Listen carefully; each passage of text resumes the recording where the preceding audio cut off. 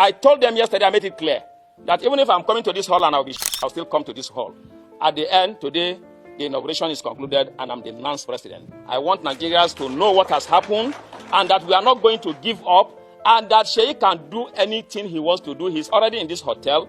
This inauguration wouldn't have held. You can see the organization is not correct. See the way the things was hardly done. I told the MC, quickly start. Don't do any, no protocol. Do the inauguration as long as though they will be arresting or killing the NANS president now. Breaking news from the heart of Nigerian student politics. An explosive allegation has just rocked the presidency. The son of Nigeria's president and commander-in-chief, Sheikh TINUBU, is at the center of a scandal that is turning heads nationwide. What really happened during the controversial NANS inauguration in Abuja? Did the power of the presidency get weaponized against the student leader? Or did this claim nothing but political smokescreen? Let's dive in fully and factually. And trust me, you will want to hear every detail. So grab your popcorn because this is not your average news report. Now, here is the gist, but with all the source, receipts, and realness. One side of the story, we have Comrade Atiku Abubakar Issa, newly elected president of National Association of Nigerian Students, NANS, the voice of millions of Nigerian students. On the other side, Sheikh TINUBU, the son of Nigeria's President Bola Ahmed Tinubu. Comrade Atiku dropped a bombshell, alleging that Sheikh TINUBU personally led armed talks to disrupt the National Association of Nigerian Student presidential inauguration held in Abuja. Even more disturbing, he claimed that his life was threatened in the process. During a press conference that left more like a scene from a courtroom drama, Atiku revealed that he had been invited to Lagos, a trip that according to him will have changed everything. He says the meeting was with none other than Sheikh TINUBU and the Minister of Youth. But this allegedly took a horrifying twist after Atiku refused what he described as a bribe meant to compromise his position as NANS president. What followed was the stuff of nightmares. He claimed he was abducted, brutally stripped completely naked, and then, in what sounded like a scene from a dystopian film, he says he was forced to record a television statement renouncing his positions as NANS president. And here is where it gets even darker. Atiku alleged that during the ordeal, Sheikh TINUBU made terrifying statements, and I quote, "Even if you die, the Inspector General of Police will cover it up." Let that sink into you for an understanding. This is not just about politics anymore. This is about alleged abuse of power, intimidation, and an attempt to silence the voice of students in Nigeria.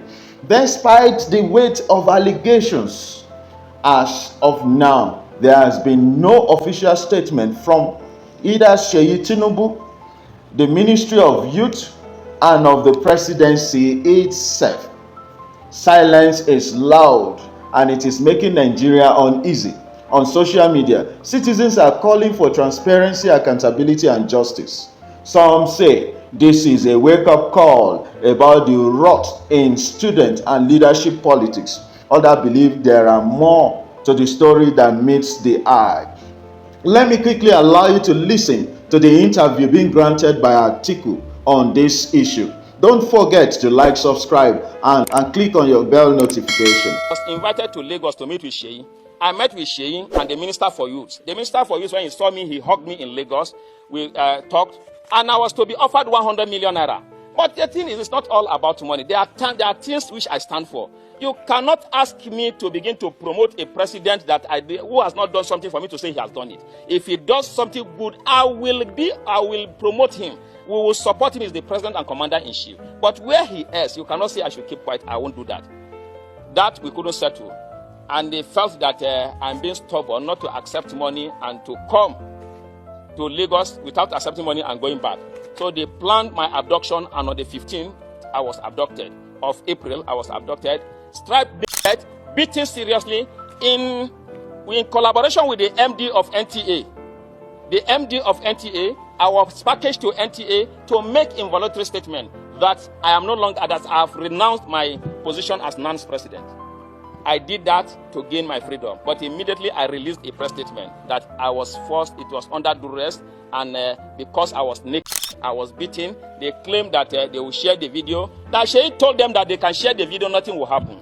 And that even if they kill me, he will order, that was the word Ladoja used. It is Ladoja that is telling me this, that he will instruct, yes, he will instruct the Inspector General of Police to cover it up. And if he doesn't do that, that he will go. So I now asked, even this morning when somebody was telling me that, you know who Sheikh is? I say, yes, Sheikh is an ordinary citizen like myself. He's not occupying any official position. I told them yesterday, I made it clear that even if I'm coming to this hall and I'll be shot, I'll still come to this hall. At the end, today, the inauguration is concluded and I'm the NANS president. I want Nigerians to know what has happened and that we are not going to give up and that Sheikh can do anything he wants to do. He's already in this hotel. This inauguration wouldn't have held. You can see the organization is not correct. See the way the things was hardly done. I told the MC, quickly start. Don't do no protocol. Do the inauguration as long as though they will be arresting or NANS president now, who controls over 40 million Aluta forces. So I want to, for the want of time, I don't want to take much of our time, but I have told you in brief. So we cannot say the most important thing which my government, which we want to do as leaders of NANS, is that we will fight the cultists. We will take away cultism from NANS, the touts from NANS. They are just bunch of touts and criminal elements. When politicians want to do anything, they recruit them to do all of these things, and that is what we have come to fight. I need your support for us to be able to do this, because without you supporting me, supporting our leadership, there's no way we'll be able to achieve this, because these people have gone far. They have no shame. I want to say, finally, that Sheikh TINUBU is a very bad example to the Nigerian youth. And the worst thing that will happen to Nigeria will be for Sheikh TINUBU to become the governor of Lagos State. He has no shame, he has no character. I have been strapped naked, has my video in his phone. If we are in a country where things work, they are supposed to trace that in his phone, and he should be prosecuted. I do not know if what he wants to do with my video in his phone. It is also in the phone of the senior special assistant to the president on student affairs. The secretary, when we went to submit a letter to the Minister of Defense, the essay to the Minister of Defense told him that he saw my video while they were beating me. That is also in his own phone. This is the country that we are, but they are making a mistake with the wrong person. The honest solution to this for them to do the right thing, or they should quickly terminate my life. I thank you very much for listening, Your Excellency.